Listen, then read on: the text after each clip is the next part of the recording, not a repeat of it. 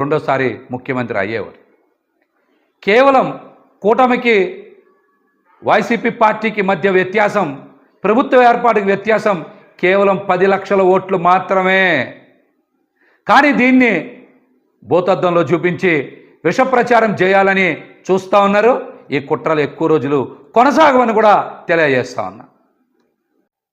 ఇక్కడ నాయకులు ఈరోజు బయటకు వచ్చి జగన్మోహన్ రెడ్డి గారినో లేకపోతే కొంతమందినో బాధ్యులను చేసి బయటకు వచ్చి మాట్లాడుతూ ఉన్నారు. ఇది సందర్భం కాదు. ఓటమి చెంది నిరాశలో ఉన్నటువంటి కేడర్కి, అదేవిధంగా మరొక మారు ముఖ్యమంత్రి అవుతాడని ఆశించినటువంటి ప్రజలకి అండగా నిలవాల్సినటువంటి తరుణం. నాయకులు ఈ విషయాన్ని గ్రహించాలి. కార్యకర్తలకి, ప్రజలకి అండగా నిలవాలి. కార్యకర్తలకు అండగా నిలవాలి. అద్భుతమైన ప్రచారం చేసి అన్ని వనరులు సమకూర్చిన తర్వాత కూడా ఓటమికి కారణం నాయకుల మధ్య సమన్వయం లేకపోవడం. రెండోది, ఖచ్చితంగా ఎలక్షనీరింగ్ చేయడంలో పార్టీ కొంత వెనకబడింది అనేటువంటి అంశం నాకైతే స్పష్టంగా కనబడుతుంది.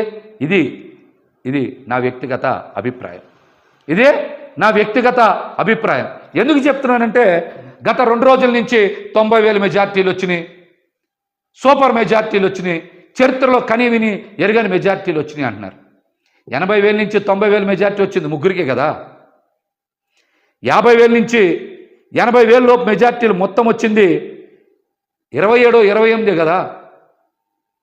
అంతే కదా వచ్చినాయి.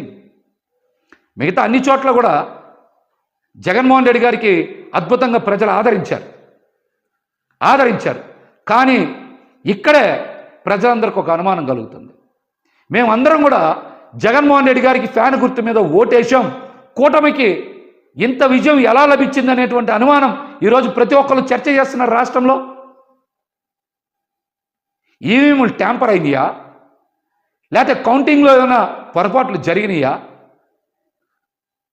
ఫలితాలకు ముందు నుంచే వైఎస్ఆర్సీపీ పార్టీ నాయకులు, పెద్దలు చాలామంది కోర్టులకు వెళ్ళారు, పొరపాట్లు జరుగుతాయని చెప్పారు. అవేమీ పరిగణలోకి తీసుకోకుండా ఈ రోజున ఫలితాలు బయటకు వచ్చినాయి. ఈ ఫలితాల మీద ప్రజలకు అనుమానం ఉంది. ఈవీఎంలు ట్యాంపరింగ్ జరిగాయేమనేటువంటి అనుమానం ప్రజల మధ్య విస్తృతంగా చర్చ జరుగుతుంది. కొన్ని చోట్ల మనం చూసాం, ఒక్కొక్క ఈవీఎం మిషన్లు లెక్క పెట్టలేదంటే ఇందాక నేను చెప్పే కదా, 4-5 చోట్ల 4-5 ఈవీఎం మిషన్లు కనుక సరిగ్గా లెక్కింపు చేయకపోతే 4,000 ఓట్లు 5,000 ఓట్లు పోతే దగ్గర 19 స్థానాలు పోతాయి. 19 స్థానాలు పోతాయి. కాబట్టి ప్రజలకు అనుమానాలు ఉన్నాయి.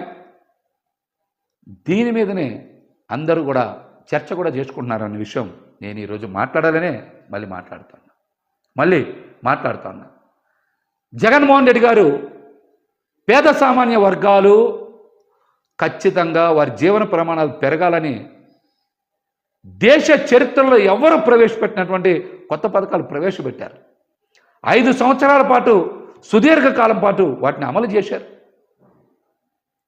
ప్రతి ఒక్కరూ వాటి వల్ల లబ్ధి పొందారు.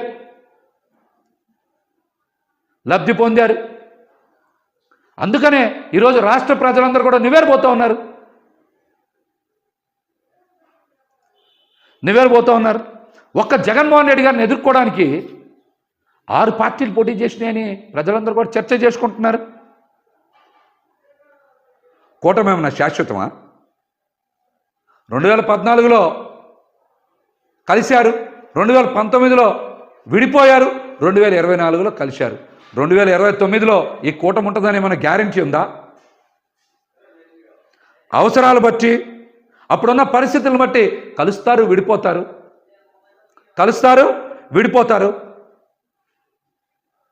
ఈ కూటమి ఏమైనా గ్యారెంటీనా? చెప్పమనండి. చాలామంది కూటమి కట్టినోళ్ళు కత్తులు దూసి విడిపోయి విడివిడిగా పోటీ చేసిన సందర్భాలు చరిత్రలో చాలా ఉన్నాయి. అవన్నీ కూడా మనం గుర్తుపెట్టుకోవాలి. కూటమి పాలన ప్రజారంజకంగా ఉంటుందా, లేకపోతే పెట్టుబడిదారులకు మాత్రమే అనుకూలంగా ఉంటుందా, ఎవరికి అనుకూలంగా ఉంటుందనేది ఈ రాష్ట్ర ప్రజలందరూ కూడా చాలా తొందరగా తెలుసుకుంటారు. చాలా తొందరగా తెలుసుకుంటారు. అప్పుడు జగన్మోహన్ రెడ్డి గారు చేసినటువంటి సంక్షేమం, అభివృద్ధి పట్ల ప్రతి ఒక్కరికి కూడా వాస్తవం ఏంటనేది చాలా స్పష్టంగా అర్థమవుతుంది.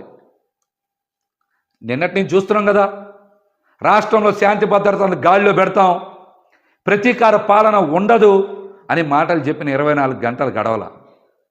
రాష్ట్రంలో చాలా చోట్ల ప్రతీకార దాడులు జరుగుతూ ఉన్నాయి. శాంతి భద్రతల సమస్య తలెత్తుతూ ఉంది. రాబోయే రోజుల్లో ఇంకెన్ని చూడాల్సి వస్తుందో.